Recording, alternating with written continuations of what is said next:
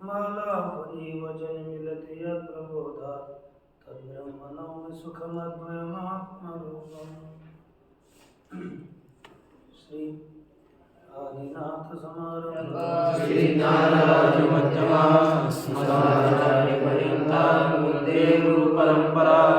नारायणं च एकनाथं तदेव च वन्दे वारकरीमानवम्। जगद्गुरु तुकाराम महाराज श्री हरिगुरु शंकराचार्य इत्यादि सब संतों की अलौकिक हेतु के ऐसी कृपा से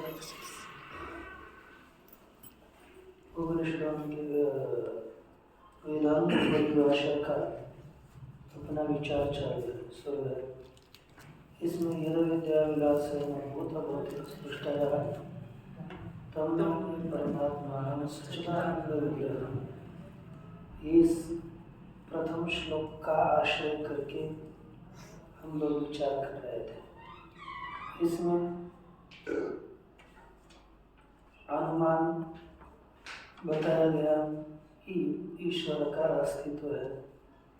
उसी के विषय में और आगे देखते हैं। पेज नंबर 7 नीचे पंक्ति है। अनुमानम जगन निर्मातरि सर्वेश्वरीय प्रमाणम तथा च यतो वा इमानि भूतानि जायन्ते यः सर्वज्ञ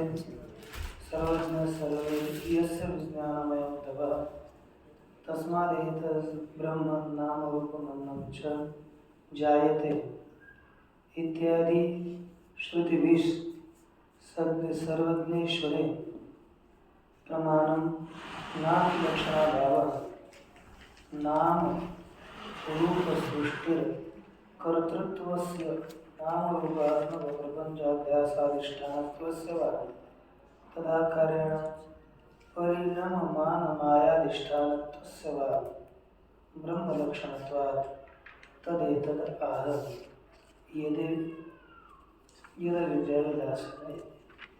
ये इसका अब देखिए। ततश्च अनुमानम जगन निर्मातरि सर्वेश्वरे प्रमाण। तत आता उसके कारण पीछे जितने हेतु दिए ना, उसी के कारण जगन निर्मातरि सर्वेश्वरे अनुमानम प्रमाण। जगत निर्माण करने वाले ईश्वर के विषय में अनुमान प्रमाण है। इसलिए जगत निर्माण करने वाले सर्वेश्वर परमात्मा के विषय में अनुमान प्रमाण है। इतना बस ये निगमन बता दिया। अनुमान प्रमाण वगैरह सब कुछ पीछे बताया था। इसीलिए जगत निर्माण करने वाले परमेश्वर में अनुमान प्रमाण है। इतना ही अर्थ हम इस पंक्ति से देखें। अब इसके बाद आगे क्या है कि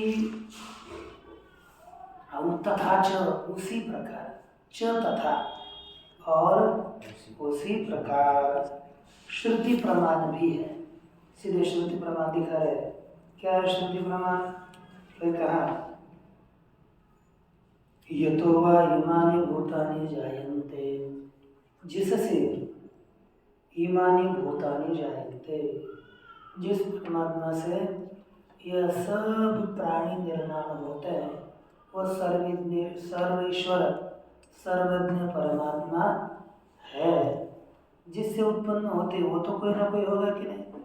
इसलिए इस वाक्य से सर्वेश्वर सर्वज्ञ परमात्मा की सिद्धि हो जाती है। और यह सर्वज्ञ सर्वविद यस्य ज्ञानमयं तथा तस्मादेतद् ब्रह्म नाम रूपमन्नं च जायते। ये यहाँ पर ही समाप्त नहीं होते, आगे चले जाते हैं। कौमुदेवं सब है। यह सर्वज्ञ सर्वविद यस्य ज्ञानमयं तपः, ये पूरे आगे चल रहा है। तस्मादेतद् ब्रह्म नाम रूपमन्नं च जायते। यह सर्वज्ञ और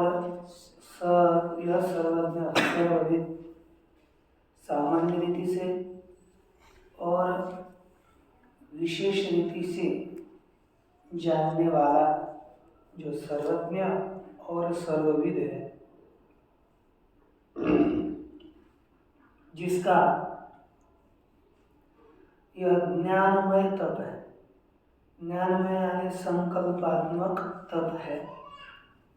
तस्मात् ये मुंडक उपनिषद की श्रुति है। जो सर्वज्ञ सर्वविद है, ठीक ना, सरल हो गया ना। यस्य यानी जिसका ज्ञानमय तप है। ज्ञानमय माने संकल्पात्मक तप है। तस्मात् यहाँ पर पहला पाद, पहला है क्या बोलता है ना, पहला पाद नहीं, पूर्वार्ध तप हमें समाप्त होते हैं। यह सर्वज्ञ सर्वविद, इसमें क्या आगे वो जो कपूर दो दंड देना नहीं चाहिए, सीधा एक डंडा तप के आगे चाहिए। यस्य ज्ञानमयं तपः तस्मात्, उससे एतत् नाम रूप, एतत् ब्रह्म, उससे यह ब्रह्म नाम रूप और अन्न की उत्पत्ति होती है।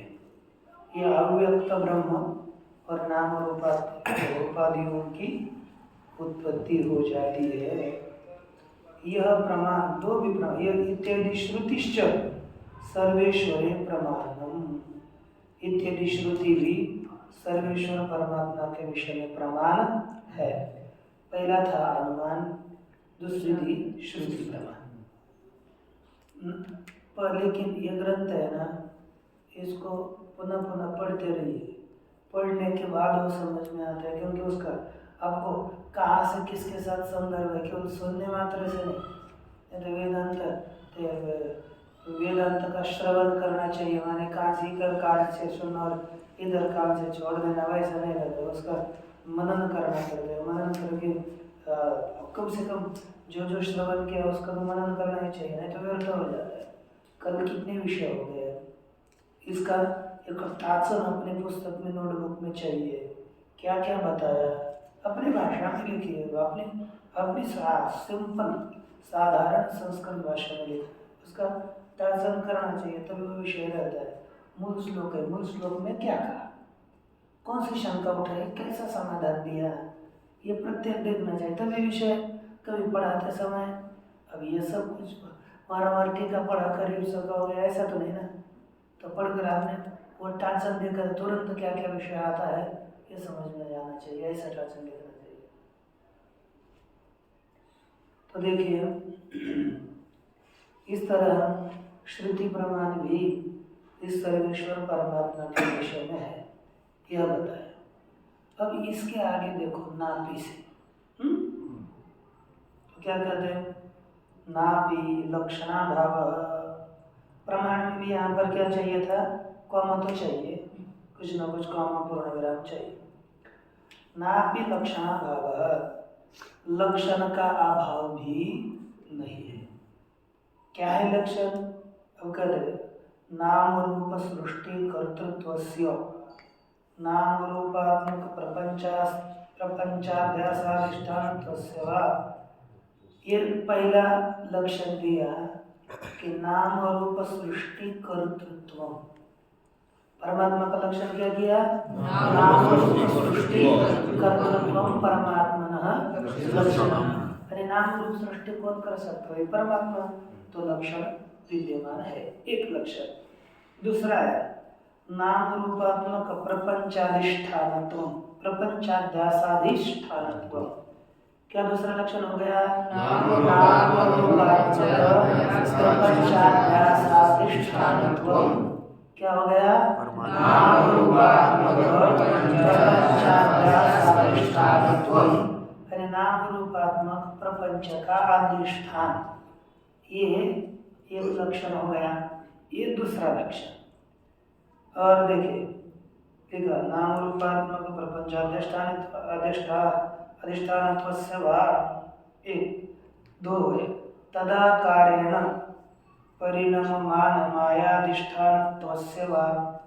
तदाकारेण अर्थात जब नाम रूपाद्याकारेण, तदाकारेण शब्द का अर्थ लिखिए नाम रूपात्मक प्रपंचा कारेण परिणाम माना, माया अधिष्ठानत्व, दो प्रपंचाधिष्ठानत्व एक और नाम रूपादि आकार से परिणत होने वाली माया का अधिष्ठानत्व, ये दो लक्षण हो गए कि नहीं?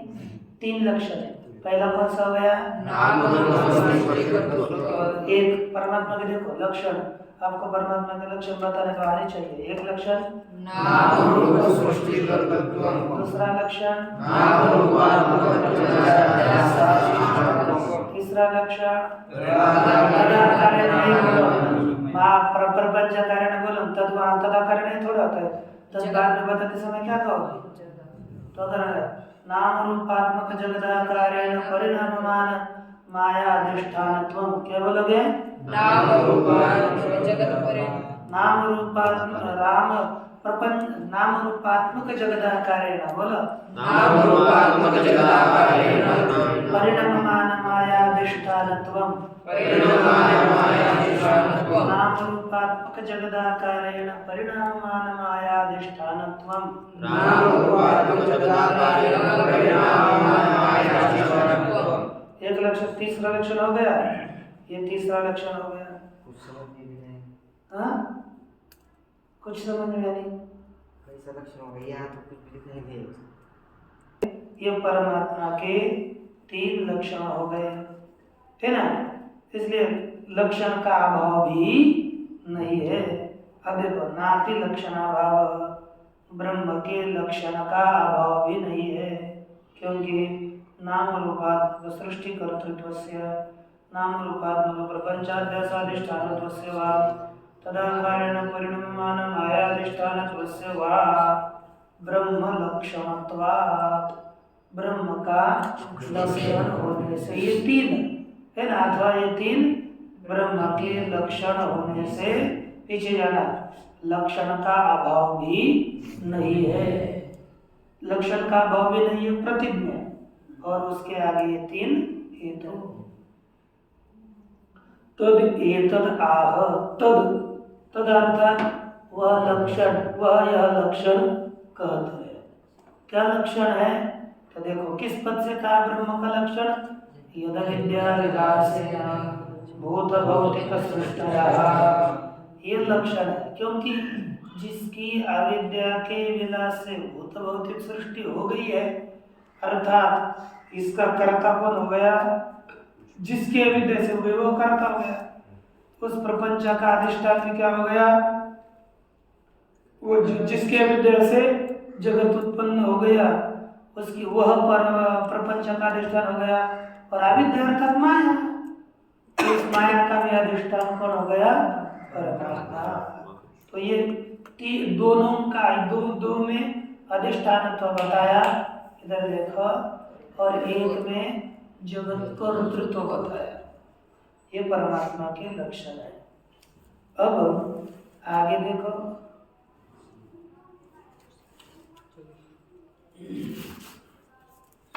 इसमें और कहते हैं कि अब देखो, यद विद्या विलासेन भूत भौतिक सृष्टयः है ना, उसका व्याख्यान कर रहे हैं कि यस्य अविद्या यद विद्या, क्या हो गया? यस्य अविद्या यद विद्या, षष्ठी तत्पुरुष समास किया है ना। षष्ठ्यर्थस्तु संबंध मात्रम, इस यहाँ जो षष्ठी तत्पुरुष समास हो गया, उस षष्ठी का अर्थ क्या हो गया? केवल संबंध। मात्र शब्द करते केवल, संबंध मात्र माने केवल संबंध है। ठीक, शेषे षष्ठी इति संबंध सामान्य षष्ठी स्मरणा। शेषे षष्ठी सूत्र लेना षष्ठी तत्पुरुष समास में, वहां पर संबंध सामान्य में, सामान्य संबंध विशेष संबंध है, सामान्य संबंध में षष्ठी, शेषे षष्ठी, षष्ठी शेषे षष्ठी सूत्र है अपना। षष्ठी तत्पुरुष समास का सूत्र नहीं है, ये अपना कौन सा कारक प्रकरण में गया है।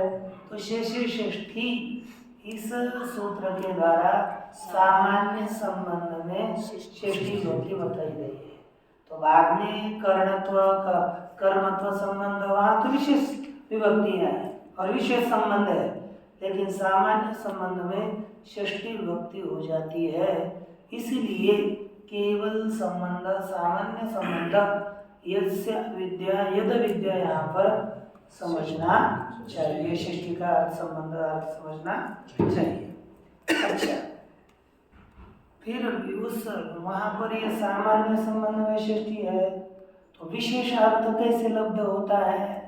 तो कहते आगे पेज नंबर 9, तद विशेष लाभस्तु अर्थात तद विशेष अर्थात उसे षष्ठी विशेष।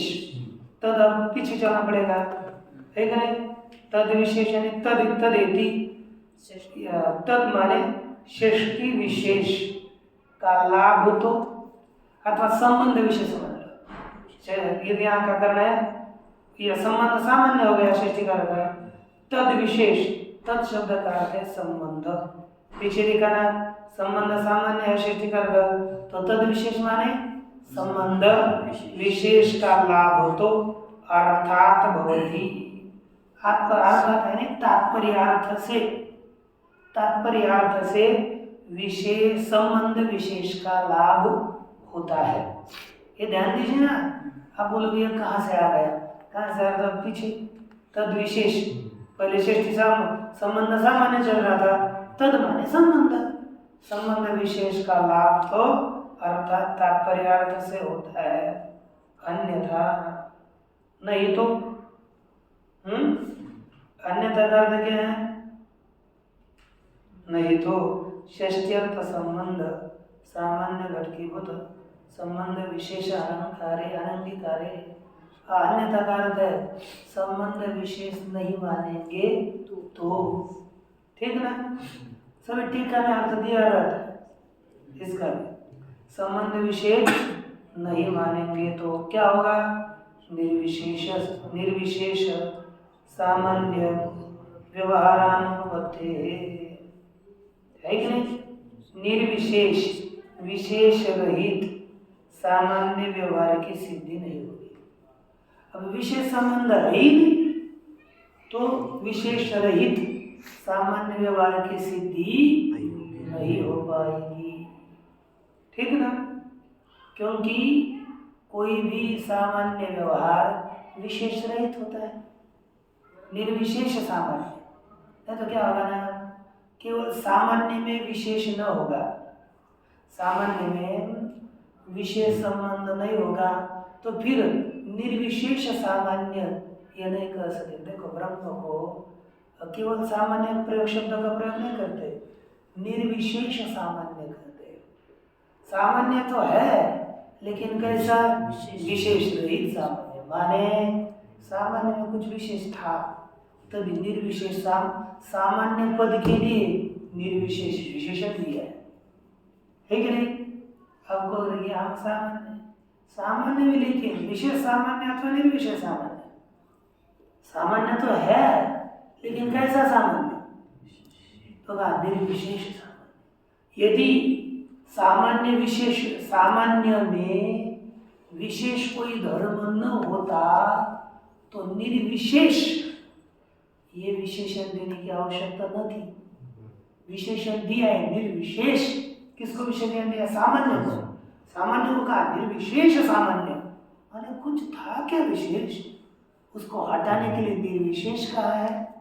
अर्थात सामान्य में विशेष धर्म रहता है, तभी निर्विशेष सामान्य ये व्यवहार बोलना प्रयोग सिद्ध हो जाता है। ठीक ना? अच्छा, सच विवरणाचार्य मते आश्रयाश्रय भाव, जो विशेष व्यवहार है ना, यहाँ पर षष्ठी का अर्थ क्या हो गया? यद विद्या में जो संबंध सामान्य जिसकी अविद्या, इतना अर्थ हुआ था, लेकिन ये सामान्य संबंध हो गया, उसमें पड़ा हुआ विशेष संबंध कौन सा है? तो बोलते हैं हम पहले विवरणाचार्य के मत के अनुसार ये जो जिसकी अविद्या, इसमें जो संबंध है वो जिसकी अविद्या में क्या संबंध है? तो कहते विवरणाचार्य के मत में आश्रय आश्रयी भाव संबंध है, ये विशेष संबंध है उसके अंदर पड़ा हुआ, जिसके लिए, जिसका अर्थ है आश्रय आश्रयी भाव वाला संबंध है। दोनों में अविद्या और परमात्मा का संबंध है आश्रय आश्रय भाव, क्योंकि परमात्मा आश्रय है और अविद्या उसमें आश्रित है। आश्रयी कौन हो गई? अविद्या। और आश्रय, आश्रय कौन हो गया? परमात्मा। परमात्मा आश्रय है और उसमें आश्रय वाली कौन हो गई? अविद्या। हो गई कि नहीं? तो दोनों में आश्रय आश्रयी भाव संबंध है, विषय विषयी भाव संबंध है। क्योंकि एक आप जाकर के इसमें देखो, आचार्य वाचस्पति मते विषय विषयी भाव, विवरणाचार्य के मत में क्या संबंध है दोनों का? अविद्या और परमात्मा का आश्रय आश्रयी भाव। और वाचस्पति के मत में विषय विषयी भाव, यही है ना? अच्छा, क्योंकि देखो ये दोनों भी ग्रंथ ब्रह्म सूत्र है। ब्रह्म सूत्र में एक पंचपाद आचार्य के द्वारा पंचपादिका लिखी हुई है। पंचपादिका में ब्रह्म सूत्र का शंकर भाष्य में पंचपादिका लिखी हुई है, आदि गुरु शंकराचार्य के शिष्य है। और उसके ऊपर विवरण ग्रंथ लिखा है प्रकाशक ने, है ना? उसके ऊपर विवरण ग्रंथ लिखा, सर्व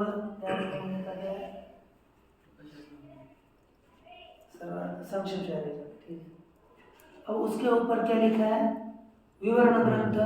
उस विवरण के विवरण, उनको विवरणाचार्य कहते हैं, इसलिए उन विवरणाचार्य के मत में अविद्या और परमात्मा में आश्रय आश्रयी भाव संबंध है। वाचस्पति मिश्र ये भाष्य के ऊपर वाचस्पति मिश्र ने भामती नाम की टीका लिखी हुई है। उन ये अलग अलग प्रस्थान पड़े, विवरण प्रस्थान अलग नाम पड़ा और बाद में भामती प्रस्थान अलग नाम पड़ा है। इनका परंपरा अलग चलती है और उनकी परंपरा अलग चलती है। हम दोनों के परंपरा के अंदर चल पड़ा है, दोनों को माने, क्योंकि हमको दोनों ही मानते हैं, किसी का कोई तिरस्कार है नहीं। लेकिन ज़्यादा से ज़्यादा कल विवरणाचार्य की ओर ही रहता है। तो यहाँ पर देख लीजिए, तो इस तरह से विषय इनके आचार्य वाचस्पति के मत में विषय विषयी भाव संबंध है। विषय है कौन? परमात्मा। और विषयी कौन है? अविद्या। अविद्या किसको विषय करती है? परमात्मा को। और विषय करने वाली अविद्या है, इसलिए अविद्या हो गई विषयी और परमात्मा हो गया विषय। समझ में आया कि नहीं? यद्वा अथवा कभी दूसरा संबंध देखिए, एक एक शब्दों को छोड़ा नहीं है, अभी प्रत्येक शब्द में तो अर्थ ग्रंथ खुल जाता है। तो देखो, यस्य कर्मणि षष्ठी, यस्य यहाँ पर अथवा कर्मणि षष्ठी मानो, क्योंकि कर्म में षष्ठी हो जाती है। यस्य यद विद्या, यस्य अविद्या यद विद्या, तो यहाँ पर कर्मणि षष्ठी मानो, अर्थात ब्रह्म हो गया कर्म और अविद्या हो गई कर्ता, है कि नहीं?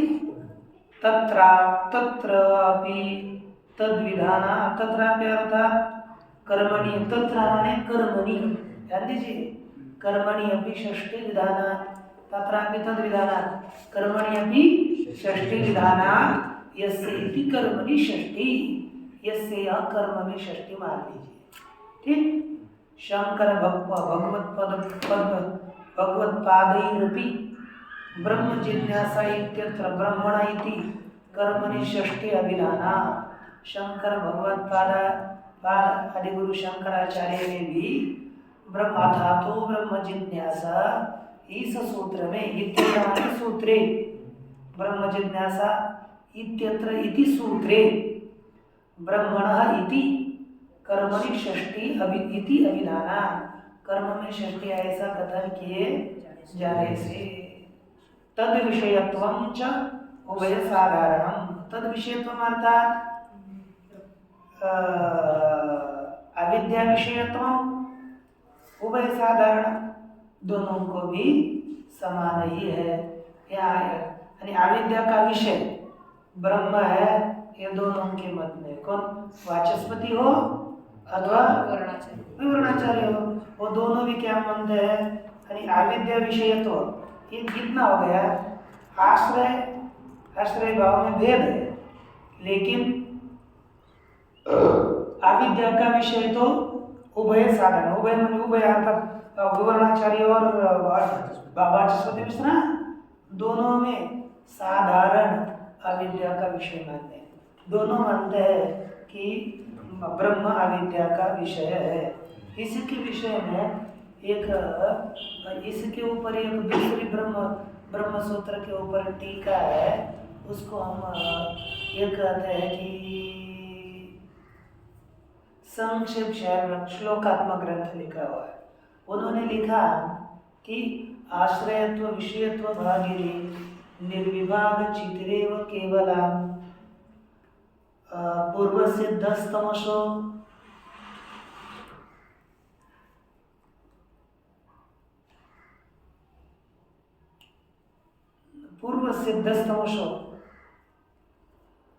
चितिरेव केवला।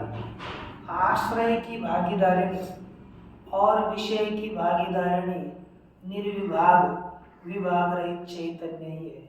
अर्थात अविद्या का आश्रय भी चैतन्य है, चिति है, सोना नहीं, और अविद्या का विषय भी चैतन्य ही है। पूर्व सिद्ध स्तमसो, पूर्व सिद्ध होने वाला जो अज्ञान उसका पश्चिमो नाश्रयो भवति नापि गोचरा। पश्चिम अर्थात पहले अविद्या, अविद्या से उत्पन्न होने वाला जीव, वह जीव ना आश्रय है ना विषय है, तो दोनों भी कौन है? परमात्मा ही है। अविद्या का विषय जीव नहीं है, अविद्या का विषय ब्रह्म ही है। हाँ भाई, यानी वो उनके मत में है, लेकिन इनके दोनों के मत में विषय ब्रह्म है, ये मान्य है, विषय ब्रह्म। अब देखो, फिर ये आपने अविद्या कहा, तो अविद्या का लक्षण क्या है? अविद्या क्या चीज है?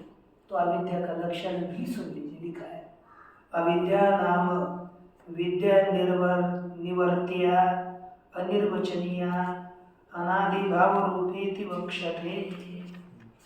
ये कहते हैं अविद्या अर्थात, नाम शब्द का अर्थ है अविद्या अर्थात विद्या निवर्त्या। यह विद्या का लक्षण है जो विद्या से निवृत्त होती है। एक अनिर्वचनीय और अनिर्वचनीय है, अनादि भाव रूप है। इसका लक्षण करते कहते कि अनादि भाव रूपत्वे सति ज्ञान निवर्त्यत्वम। यही भी कर सकते, अनादि भाव रूपत्वे सति अनिर्वचनीयत्वे सति ज्ञान निवर्त्यत्वम अविद्यायाः लक्षणम्। क्या हो गया? बोल दीजिए। अनादि भाव रूपत्वे सति अनिर्वचनीयत्वे सति ज्ञान निवर्त्यत्वम अविद्यायाः लक्षणम्। ये अविद्या का लक्षण हुआ, क्योंकि लक्षण है, आपको अभिलक्षण बताया, बाद में इसका विशेष निरूपण हो जाएगा बाद में, इसलिए ध्यान दीजिए। क्योंकि अविद्या क्या चीज है, ब्रह्म क्या है, आपको बताना आना चाहिए ना, तो ये मुख्य शब्द लक्षण हुआ कर दे। तद विलास माने उस अविद्या का विलास। विलास क्या चीज है? अब यद विद्या हो गए ना, यद अविद्या, उसमें बीच का संबंध बताया, कौन सा किस तरह का है, फिर अविद्या का स्वरूप बताया, तो अविद्या विलास पद का अर्थ आ गया। तो विलास देखिए, विलास तद विलास अविद्या विलास अर्थात तज्जनित वृत्ति विशेष। तज्जनित, तद माने अविद्या, तद अर्थात अविद्या, जनित अर्थात अविद्या से उत्पन्न हुई वृत्ति विशेष, यही वृत्ति, अविद्या की वृत्ति को ही विलास कहा है। वही अविद्या के वृत्ति विशेष माने अविद्या का परिणाम विशेष, उसे कहते हैं विलास, है ना। ये देखो आपके पीछे अविद्या का विलास है ना, इसलिए कभी पाठ में नहीं आता। रात भर जगेगा लेकिन पाठ में हाजिर नहीं होगा, अविद्या का विलास है इसलिए, है ना। परमेश्वरस्य ईक्षण संकल्प यत्न रूप। अभी अविद्या का विलास कौन सा है? ये वृत्ति विशेष है, लेकिन ये वृत्ति विशेष रूप विलास है कौन सा? का परमेश्वर का ईक्षण, परमेश्वर का विचार, संकल्प, है ना। ईक्षण संकल्प, है ना, और यत्न रूप प्रयत्नात्मक। ईक्षण विचार, संकल्प और प्रयत्न रूप, यह परमा अविद्या का वृत्ति विशेष रूप विलास है। ठीक हो गया ना। यह अविद्या का विलास किस तरह से है? ईक्षण संकल्प प्रयत्न रूपा अविद्या का विलास है। इसके द्वारा क्या होता है? तद कहा है, प्रमाण क्या है इसके लिए? तो तदैक्षत सो कामयत मनुतन मनो कुरुत, ये अलग अलग प्रमाण है। तद ऐक्षत, ये ईक्षण के लिए, उसने ईक्षण किया, एक सो कामयत, उसने कामना करी, पहले ईक्षण किया, विचार किया, फिर जगत उत्पन्न करने के लिए कामना करी, संकल्प किया। और ये अलग अलग कॉमा दीजिए यहाँ प्रत्येक वाक्यों में, पुस्तक उस परमात्मा ने ईक्षण किया, सो कामयत, है ना। ऐक्षत, ईक्ष भूतकाल का रूप है, ईक्ष धातु का ऐक्षत, तद ऐक्षत ब्रह्म ने ऐक्षण, ईक्षण किया, विचार किया, सो कामयत, उस परमात्मा ने कामना करी, दो गए। इसके बाद क्या आता है? तन मनो कुरुत, उसने मन को निर्माण किया, प्रयत्न किया ना, पर मन किया अर्थात प्रयत्न किया। यह अलग अलग श्रुति है।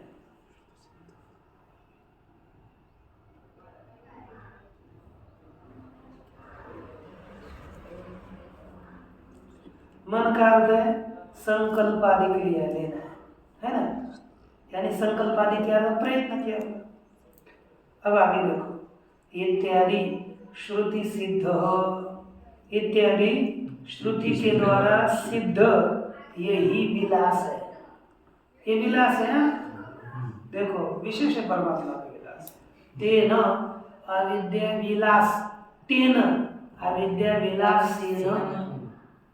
अब देखो सहकारिणा, यह अविद्या विलास क्या है? सहकारी है, उसके द्वारा भूतानि, ध्यान दे दो, उसने क्या किया? भूत भौतिक सृष्टय, इसका व्याख्यान करना है। तो क्या क्या किया? भूतानि अर्थात पंच सूक्ष्माणि अपंचीकृतानि वेदादीनि, पंच पांच भूत जो सूक्ष्म भूत है, कैसे हैं? अपंचीकृत वेदादीनि, अपंचीकृत वेद इत्यादि भूतों को उत्पन्न किया। उसके बाद भौतिकानि, भौतिकों को उत्पन्न किया। भौतिकानि अर्थात तद उपादानानि पंचीकृतानि, यानी अपंचीकृत भूत है उपादान जिसके, तद उपादान, तद का अर्थ लेना है अपंचीकृत भूत। तो अपंचीकृत भूत उपादान है जिसका, किसका है? पंचीकृत भूतों का। पंचीकृत भूतों का उपादान कौन हो गया? अपंचीकृत भूत। ऐसे अपंचीकृत भूत कारण वाले पंचीकृतानि, पंचीकृत भूतों को कैसे है? परिदृश्यमान पृथ्वी आदि, अभी देखे जाने वाले पृथ्वी इत्यादि जो दिखती है वो पंचीकृत है, नहीं दिखती वो अपंचीकृत है। अपंचीकृत से पंचीकृत की उत्पत्ति हो गई, है ना। परिदृश्यमान पृथ्वी आदि तेषां सृष्टयो भवन्ति इति अध्याहारः, उनकी सृष्टियां होती है, ऐसा भवन्ति इस पद का अध्याहार करना चाहिए। ठीक ना, ये इसका अर्थ हो गया। अत्र अत्र इसमें भूत भौतिक ग्रहणम नाम रूप मात्रोपलक्षणार्थम, यहाँ पर भूत भौतिक ग्रहण किया है ना, भूत भौतिक ये ग्रहण किसके लिए किया, भूत भौतिक, और बाद में सृष्टया लिखा है, तो भूत भौतिक ग्रहण से क्या लेना है, तो कहा भूत भौतिक ग्रहण नाम रूप मात्रोपलक्षणार्थम, केवल नाम और रूप के उपलक्षण के लिए, भूत भौतिक यानी नाम रूप ये लेना है। सृष्टि किसके लिए लिया है, सृष्टि ग्रहण स्थिति प्रलयोपलक्षणार्थम, सृष्टि से स्थिति और प्रलय भी लेना है। स्थिति शब्द, सृष्टि शब्द स्थिति और प्रलय का उपलक्षण है, यानी क्या हो गया, सृष्टियां उत्पन्न किया नहीं, सृष्टि स्थिति और प्रलय जिससे होता है, नाम रूप की है ना, नाम रूप की सृष्टि स्थिति प्रलय जिसके अविद्या के विलास से होता है, उसको मैं नमस्कार करता हूँ, याद करना है। बहुत अच्छा दिया है। अन्यथा नहीं तो शब्द प्रपंचस्य स्थिति प्रलयोश्च अग्रहणे, है ना, शब्द प्रपंच क्या, स्थिति और प्रलय का ग्रहण न करने पर ब्रह्मणो अद्वितीयत्व सिद्धि प्रसंग, ब्रह्म में अद्वितीयत्व की सिद्धि का प्रसंग आएगा, है कि नहीं।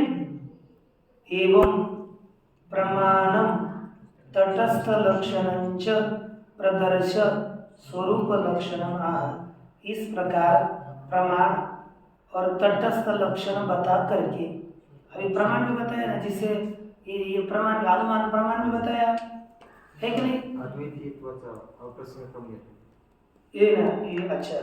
अन्यथा अन्यथा इस शब्द का अर्थ यहाँ पर क्या किया है, एक मिनट देख लेते हैं।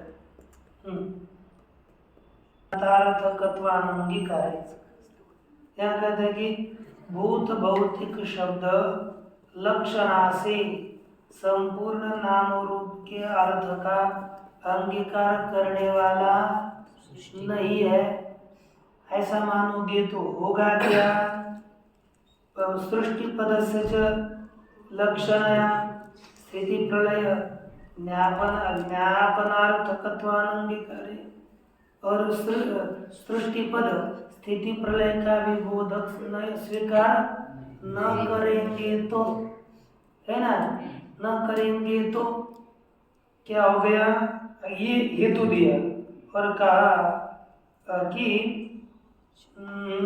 ब्रह्मण अद्वितीयत्व सिद्धि प्रसंग, ब्रह्म में अद्वितीयत्व की सिद्धि का अप्रसंग होगा। क्यों, अब देखो ये स्थिति प्रलय अलग बचे,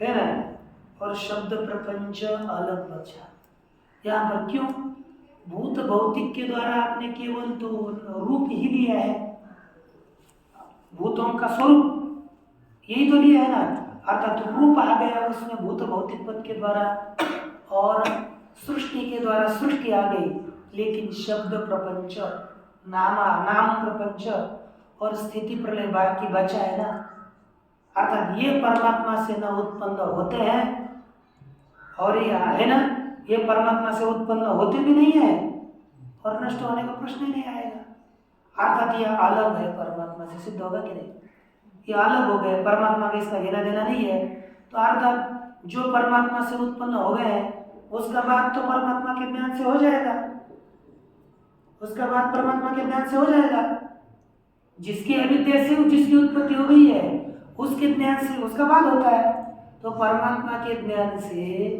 किसका बाद होगा, परमात्मा से किसकी उत्पत्ति मानी हमने, रूप की और सृष्टि की, स्थिति और प्रलय बचे है ना, वो अलग है ना, परमात्मा के अज्ञान से तो नहीं हुआ, तो परमात्मा के ज्ञान से उसका बाद भी नहीं होगा, तो अलग बचा रहेगा, तो द्वैत का ब्रह्म अद्वितीय सिद्ध नहीं होगा, द्वैत ही से, क्योंकि इनके कारण द्वैत बना, क्योंकि जिसके अविद्या से जिसकी उत्पत्ति प्रतीति होती है उसके ज्ञान से उसका बाद होता है।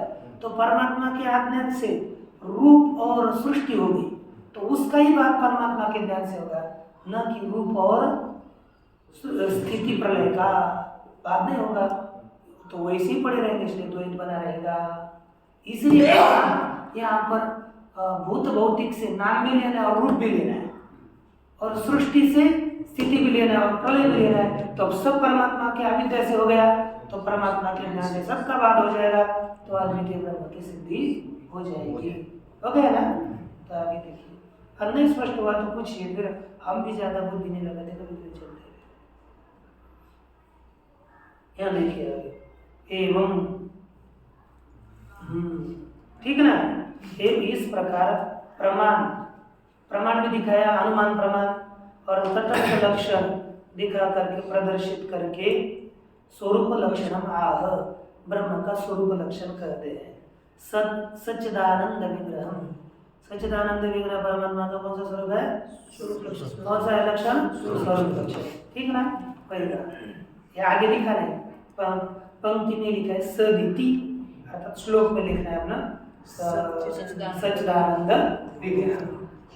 यद्यपि सदादि प्रत्येकम लक्षण तथापि प्रयोजन सूचनार्थम आनंद ग्रहण। कहते यद्यपि सद इतना दे दे तो भी परमात्मा का लक्षण होता है, चित दे दे तो भी परमात्मा का लक्षण हो जाता, प्रत्येक लक्षण है। तो भी प्रयोजन के सूचित प्रयोजन की सूचना करने के लिए आनंद पद का ग्रहण किया है, क्योंकि प्रयोजन कौन सा है? अत्यंत दुख निवृत्ति पूर्वक परमानंद की प्राप्ति, यही प्रयोजन है। उसको सूचित करने के लिए आनंद पद दिया है, ठीक ना? नच एवं चित पदम व्यर्थम, ठीक है, सत आपका लक्षण हो सकेगा, आनंद पुरुषार्थ के प्रयोजन की सूचना के लिए दिया, फिर बीच में चित क्यों दिया है कि नहीं? हो गई ना? चित क्यों है? सत के लक्षण के लिए दिया गया, आपने आनंद भी दे दिया, लेकिन बीच में चित, उसका क्या काम है? कहते हैं आनंदत्वस्य पुरुषार्थत्व द्योतनाय तदुपपादनात्। आनंद पुरुषार्थ है, ये द्योतित करने के लिए चित दिया है। अरे सत हो, आनंद हो, लेकिन उसका ज्ञान ही न हो तो क्या काम का? हाँ, सत हो और आनंद रूप हो, लेकिन बिना ज्ञान हो तो जैसे सुषुप्ति में ज्ञान नहीं होता तो कोई फायदा नहीं रहता है कि नहीं? इसलिए वो पुरुषार्थ है, ज्ञान ये पुरुषार्थ है, द्योतित करने के लिए चित्त पद दिया है, ठीक? और एक पैराग्राफ है इस श्लोक का, न्यायमान आनंद सैव पुरुषार्थत्वा। ये कहा कि क्यों ये चित्त पद है? कहा कि न्यायमान आनंद ही पुरुषार्थ होता है। न्यायमान, जिसका ज्ञान हुआ है, जानने वाला आनंद, ज्ञान होने वाला आनंद, यही पुरुषार्थ है, कि बिना ज्ञान वाला आनंद पुरुषार्थ है। आपको आनंद हो और मालूम पड़े, यह चाहते हो कि आनंद हो और मालूम न पड़े, यह चाहते हो? मालूम पड़े यही चाहते हो ना? अर्थात प्रत्येक अनुभव में आने वाला आनंद पुरुषार्थ होता है, अनुभव में न आने वाला आनंद पुरुषार्थ नहीं होता, ठीक ना? न चाहम जानामि सुखी इत्यादि प्रत्यक्ष विरोधात्, क्योंकि है ना, आनंदम ब्रह्मण इति श्रुति विरोधाच्च अहम जानामि सुखी इत्यादि, मैं जानता हूँ, मैं सुखी हूँ, इत्यादि प्रत्यक्ष के विरोध से आनंदम ब्रह्मण इति श्रुति विरोधात्, ब्रह्म का आनंद है, इति श्रुति, इस श्रुति विरोध से न ज्ञानादि रूपम ब्रह्म इति वाच्यम। मैं जानता हूँ, ये देखो, मैं जानता हूँ, ऐसा होता तो मैं जानता हूँ नहीं, मैं ज्ञान हूँ, ऐसा कर लेते ना। अर्थात मैं अलग हूँ और ज्ञान अलग है, यही मालूम पड़ रहा है ना, इसलिए अनुभव का विरोध है। कोई पुरुष बोल रहा है हे ब्रह्म आनंद रूप नहीं है, हम आनंद रूप नहीं है, हम तो जानने वाले हैं, पर मैं पहले नहीं जानता था, है कि नहीं? मैं जानता हूँ, है कि नहीं? अर्थात मैं सुखी हूँ। ये सुख, मैं सुख नहीं हूँ, मैं सुख वाला हूँ। अर्थात सुख अलग है और मैं अलग हूँ, ठीक ना? मैं जानता हूँ, अर्थात मैं अलग हूँ और मेरे से ज्ञान अलग है। इस श्रुति का विरोध होने से ब्रह्म ही आनंद रूप या ज्ञान रूप नहीं कर सकते, ये बोल रहे नहीं है की दृष्टि से। ज्ञानवान और ज्ञान अलग चीज है ना, धनवान और धन अलग चीज है ना, कि नहीं है? इसलिए यहाँ पर सुखी अर्थात सुखवान, ज्ञानी अर्थात ज्ञानवान ये हो रहा है, ज्ञान नहीं हो रहा। इसलिए इस अनुभव से और श्रुति का विरोध होने से ब्रह्म का आनंद, ब्रह्म आनंद नहीं। श्रुति क्या कहती है?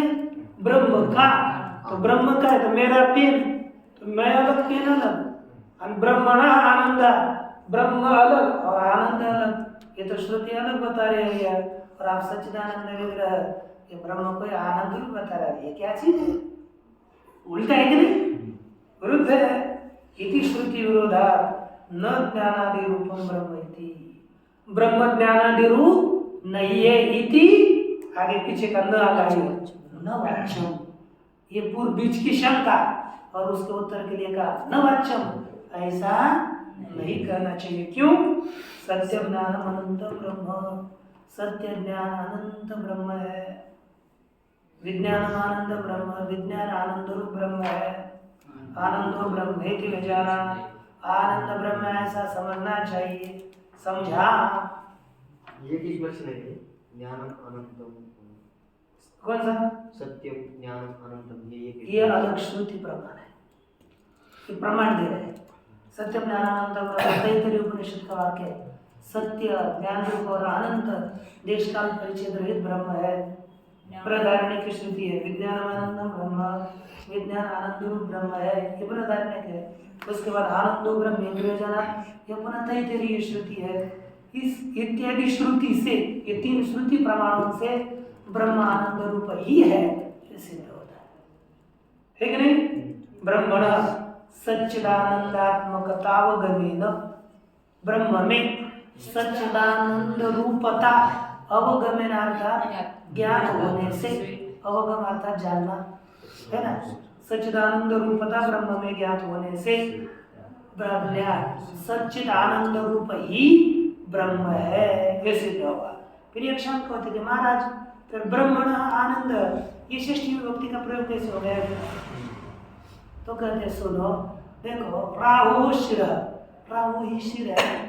जब भगवान मोहिनी के द्वारा इन्होंने अमृत पी लिया, तो भगवान विष्णु ने वो उसका गला काट दिया। गला काट दिया तो गले के ऊपर का जो काटा ना, उसका नाम पड़ा राहु, और जो नीचे का धड़ था ना, उसका नाम पड़ा केतु। तो राहु कौन है? केवल सिर ही राहु है, उसको शरीर नहीं है, सिर ही राहु है। तो भी क्या कहते हैं? राहु शिरा, राहु का शिर अर्थात राहु भिन्न शिर, राहु ही शिर है ना, उसको कोई दूसरा अलग होता तो अर्थ बोल देते कि राहु का शिर, हम लोगों का तो बोल सकेंगे हमारा सिर, क्योंकि धड़ की अपेक्षा से वहाँ तो शिर ही राहु है। तो जैसे राहु शिर, यहाँ पर शिर को ही राहु का है कि नहीं? राहु को ही शिर, अर्थात राहु यहाँ पर षष्ठी अभेदार्थी का है, राहु अभिन्न शिर, यहाँ राहु शिर का है। उसी तरह ब्रह्मण आनंद यहाँ पर भी अभेद षष्ठी लेनी है, यहाँ पर भेद षष्ठी नहीं है, ठीक ना?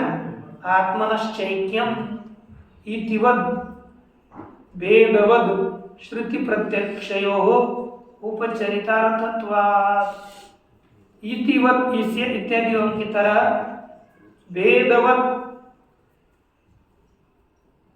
श्रुति प्रत्यक्षयोः उपचरितार्थत्वात्, वेदवत वेद की तरह है ना, इति इसकी तरह वेद श्रुति प्रत्यक्षयोः, श्रुति और प्रत्यक्ष में ये गौण प्रयोग किया है ना। वेद श्रुति प्रत्यक्षयो उपचरितार्थत्वा, वेद श्रुति और प्रत्यक्ष ये दोनों भी गौण है, अर्थात मुख्य वहां पर भेद बताना नहीं है। वेदार्थक श्रुति दिख रहे ना, राहो ब्रह्मण आनंद, वो गौण प्रयोग है लेकिन अवेदी, लेकिन प्रयोग हुआ है गौण। इस तरह से आपको समझना चाहिए। इस तरह ग्रंथकार का जो प्रथम श्लोक था, यद विद्या विलासेन भूत भौतिक संशयः तम नौमि परमात्मानं सच्चिदानंद विग्रहम्, ये पूरा श्लोक हुआ। इस श्लोक का संक्षेप से तात्पर्य सूख गया। ये बताया कि पहले परमात्मानं नौमि, इस तरह से नमस्कार किया। परमात्मानं, यहाँ पर जो परमात्मानं पद दिया, यहाँ पर जीव और परमात्मा का अभेद द्योतित किया। अब जीव और परमात्मा का अभेद द्योतित करके नमस्कार किया, और शंका करी कि यहाँ पर उसका परमात्मा ही परमात्मा को नमस्कार नहीं कर सकता, का यहाँ पर औपाधिक भेद ग्रहण करके जीवात्मा नमस्कार करता और परमात्मा नमस्कार है, इसलिए कल्पित भेद मान करके नमस्कार व्यवहार होता है। उसके बाद कहा कि महाराज, ये जगत परमात्मा ब्रह्म ही, ब्रह्म के विषय लक्षण प्रमाणाभ्याम वस्तु सिद्धि, लक्षण और प्रमाण के द्वारा वस्तु की सिद्धि होती है, केवल प्रतिज्ञा से नहीं। तो ब्रह्म के विषय में लक्षण और प्रमाण न होने के कारण ब्रह्म ही सिद्ध नहीं हो रहा, तो फिर उसका जीव के साथ ऐक्य कैसे होगा। ये मैंने कहा कि लक्षण और प्रमाण दोनों भी है। पहले प्रमाण का उपन्यास किया, एक अनुमान प्रमाण दिया, विवादास्पद भूतानि भूत भौतिकानि भूतानि, आगे सोपादान गोचर प्रत्य अपरोक्ष ज्ञानवत् प्रणीतानि कार्यत्वात् घटवत्, ये अनुमान प्रमाण दिया। उससे के पश्चात यतो आयमानि भूतानि जायन्ते यस्य ज्ञानमयं तप इत्यादि श्रुति प्रमाण दिया। दोनों प्रमाण हो गए तो ब्रह्म की सिद्धि हो गई। तो प्रमाण के बाद लक्षण भी दिए 3, क्या भूत भौतिक सृष्टि कर्तृत्व आणि नाम रूपात्मक प्रपंचाध्यासाधिष्ठानत्व आणि तदाकारेण नाम रूपात्मक प्रपंचाकारेण परिणममान माया अधिष्ठानत्व, ये 3 प्रकार के लक्षण दे दिए गए, इसलिए ब्रह्म की सिद्धि हो गई। इसके पश्चात फिर आगे चले, यद विद्या विलासेन, वही निर्देशित किया, लक्षण निर्देशित किया। और यद विद्या में 2 प्रकार का संबंध बताया। एक सामान्य संबंध द्योतित होता है, लेकिन उसमें विशेष संबंध पड़ा हुआ है, आश्रय भाव, विषय भाव, या ये हो गया। अविद्या का लक्षण किया, ज्ञान निवर्त्य अनिर्वचनीय है, बोले कि अनादि भाव रूपा, यह अविद्या का लक्षण किया। ध्यान में रहना चाहिए, तो ऐसे बोलना नहीं चाहिए, फिर क्या पढ़ने से फायदा है। हम भी आपके आगे ही पढ़े, मैं तो पहले पढ़ा भी नहीं, आपके आगे ही पढ़ रहा हूँ, बाद में नहीं पढ़ रहा। अब ये देखो, इसके बाद ये हो गया कि नहीं, ये उसका लक्षण किया, तो अविद्या हो गया। अविद्या का विलास, तो अविद्या का विलास कहाँ की, कौन सा है अविद्या का विलास, अविद्या वृत्ति विशेष रूप, तो कौन सा है, ईक्षण, बोले ना, ईक्षण संकल्प प्रयत्नादि रूप, ये कहा। उसके लिए 3 प्रमाण दिए, तदैक्षण सो कामयत सो मनः कुरुत, है ना, तन्मनो कुरुत इत्यादि प्रमाण इसके लिए दिए। इस विलास के द्वारा भूत भौतिक सृष्टियाँ हो गई। भूत से सूक्ष्म पंचमा अपंचकृत, सूक्ष्माणि अपंचकृतानि भूतानि, है ना। दूसरा आ गया कौन सा, और भौतिक पद से तद उपादानानि पंचकृतानि, पंच है ना, स्थूल, ठीक है, परिदृश्यमानि पृथ्व्यादीनि, ये उसका लक्षण किया। ठीक है ना। ये भौतिक पदार्थ हो गए। और बाद में कहा यहाँ पर भूत भौतिक पद से नाम रूप ग्रहण किया जाता है और सृष्ट या पद से स्थिति लय इन दोनों का, ये दोनों के भी उपलक्षण है। ये भूत भौतिक पद नाम रूप का उपलक्षण है, सृष्ट या पद स्थिति प्रलयों का उपलक्षण है। यदि ऐसा न करेंगे तो ब्रह्मण अद्वितीय का अद्वितीय प्रसंग नहीं होगा, फिर उसके हानि की आपत्ति आ जाएगी। और ये बताने के बाद है ना, उसके बाद क्या दिया, ये आ गया। अब एक तटस्थ लक्षण करने के बाद यहाँ पर स्वरूप लक्षण किया, सच्चिदानंद विग्रह। सत्पद से ही कार्य चलता, तो आनंद पद क्यों दिया, कार्य प्रयोजन को सूचित करने के लिए। फिर तो चित्त पद व्यर्थ होगा, क्योंकि वो अभी पुरुषार्थ दूषित करने के लिए, क्योंकि ज्ञात आनंद ही पुरुषार्थ होता है, यह इन्होंने बताया। और आगे उसी के विषय में फिर यह ब्रह्मणा आनंद कार्य, ब्रह्मणा आनंद, इसमें एक हो गया। यहाँ पर षष्ठी विभक्ति कैसे दी है, अभिधार्थक दी है, इसलिए आवश्यक से बताया। जितना पूर्ण श्लोक का विषय हो गया। ओम